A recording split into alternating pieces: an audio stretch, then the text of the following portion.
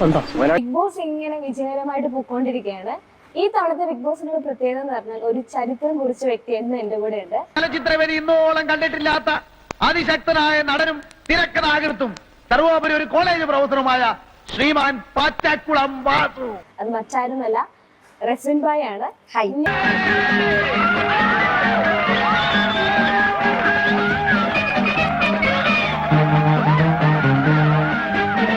ഞാൻ ചരിത്രം എന്ന് പറയുന്നത് മനസ്സിലായിട്ടുണ്ടോ എന്ന് എനിക്കറിയില്ല. നമസ്കാരം.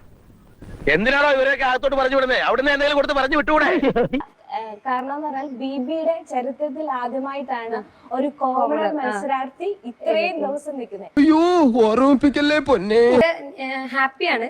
പിന്നെ ഇറങ്ങി കഴിഞ്ഞതിന് ശേഷം അധികം പുറത്തേക്കൊന്നും ഇറങ്ങിയിട്ടില്ല.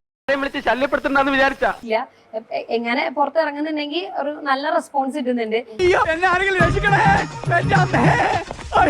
അപ്പൊ എല്ലാരും വന്ന് BB6 കാര്യങ്ങൾ അന്വേഷിക്കുന്നുണ്ട്.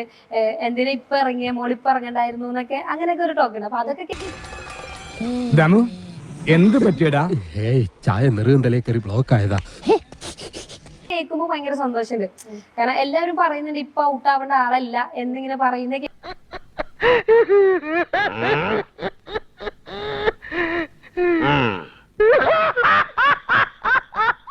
കേൾക്കുമ്പോ അപ്പൊ ഞാനിങ്ങനെ ഇറങ്ങിയാലും കുഴപ്പമില്ല, ആൾക്കാരുടെ മനസ്സിലൊരു സ്ഥാനം ഉണ്ടല്ലോ എന്നുള്ളൊരു സന്തോഷം.